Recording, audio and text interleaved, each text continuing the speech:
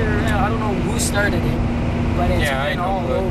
but like nobody knew that was happening across the country.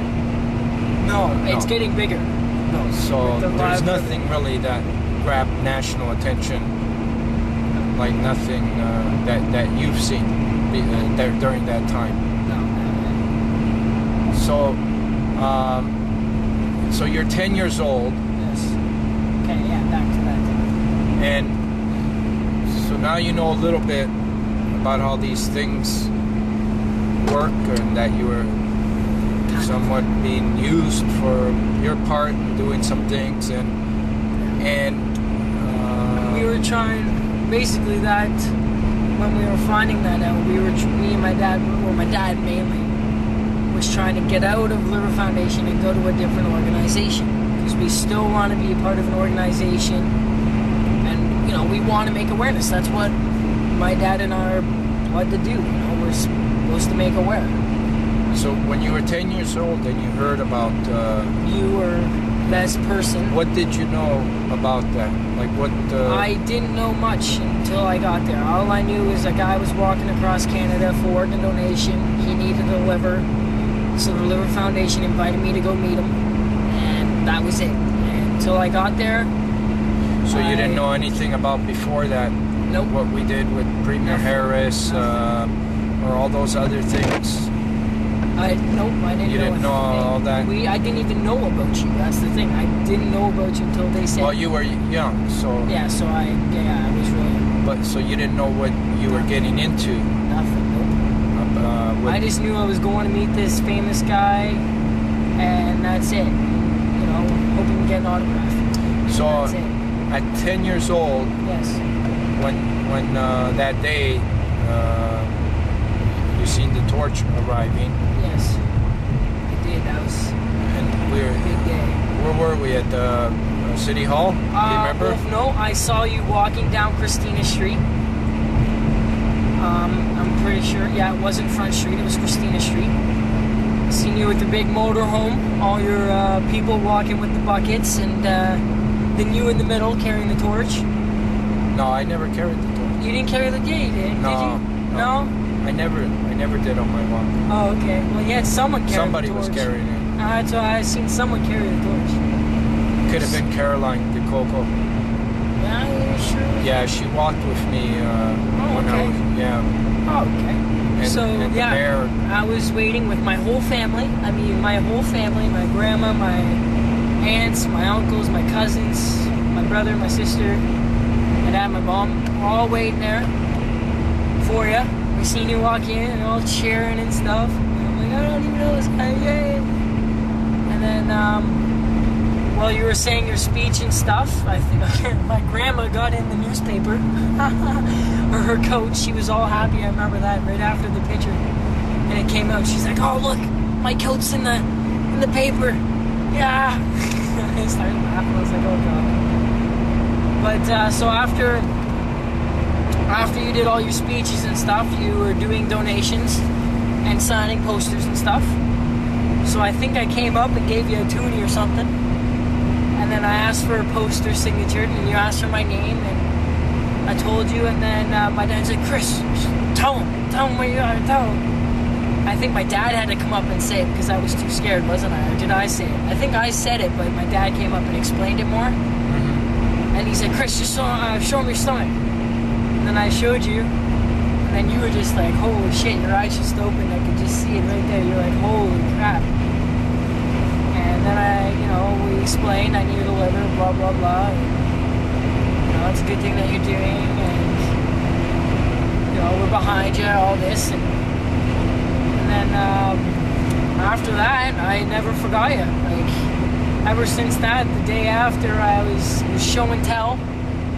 I showed everyone your poster, all signed, and then after that, it was, we had to write a journal for one of your heroes, or your someone you look up to, and George Marcello. That's what I put. I have it at home somewhere. I wrote a story about it, and I was basically saying that you're my hero, and that you're the one I looked up to and wanted to be like. Do you remember hearing anything else after you seen me that day, like about the campaign or anything, like the news in the news?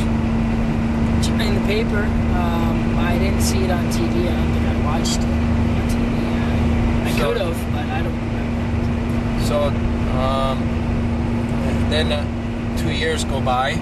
Then I wasn't. I was keeping in contact. When did you know with that I was still on the road? Like when? Or I don't know. because you weren't thinking every day where I was. No, I wasn't thinking where you were every day. I was just thinking that you were, my hero. I looked up to you. So then, when did you hear that I was still on the road or coming back? Who was it this time?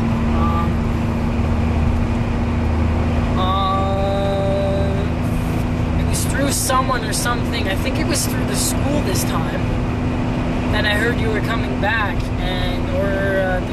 it could have been the Liver Foundation again, but I could be very wrong.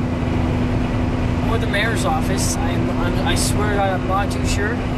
But all I remember was someone saying was, "Chris, do you want to carry the torch?" Through Sarnia. And I don't know if you suggested it or how that actually happened for me to actually carry the torch through Sarnia when you came back the second time when I was 12. And I remember meeting you at Source for Sports. My family was there, my mom and dad, and I think my brother and my sister were there. And then I had a few friends from school there, actually. This time they were prepared with cameras and stuff. Who? My dad? Yeah. Oh, yeah, they had the cameras and everything, yeah. So. And a whole bunch of other things they had printed out. Yeah, they printed out tons of things. They printed out the one of me and you when I was 10 and I met you standing there. So now that you're looking back, yes. From 10 to 12, did you know that your dad was working really hard at trying to make something like this happen for you? No, I didn't know until when I was 12. Until we went out for lunch, and then he was drilling. I remember him drilling you hard when I think I asked you if I could do a walk across Canada after I did that run, and my dad was talking to you more about it. I think it was at Don Cherry's when he was still explaining more about it and saying, George, we'd like to be with you and your campaign and your organization. Wasn't he talking about that? He wanted to kind of join up with you somehow. Yeah, your dad had a lot of things that he kept. See, that's what we were trying to do. We were trying to get to another organization. Because we didn't want to be at the Liver Foundation.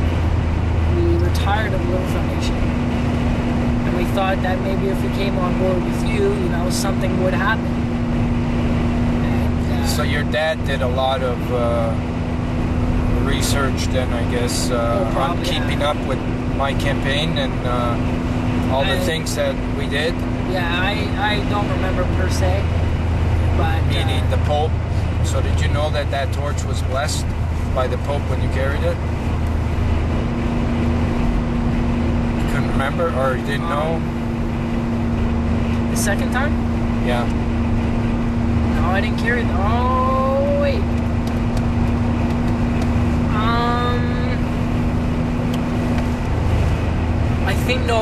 I think you did say it when I met you the second time. Because that was right after you met the Pope, so you would have had to say something. So do you remember that? Or not really, because you were still too young? I don't remember it fully, but I do kind of remember I think you saying something about it before we started the walk around, after we started. And almost 1 million people had touched it by then? I remember that, yeah. That you were carrying it in Sarnia after the Pope and millions of people? Yeah. Do you remember that? Oh, yeah, I remember you saying that, yeah. So I just felt honored when I was carrying it. I felt really honored to be a part of something huge. And I guess that's how the torch champions feel now when they carry it. They feel, a lot of them and most of them feel really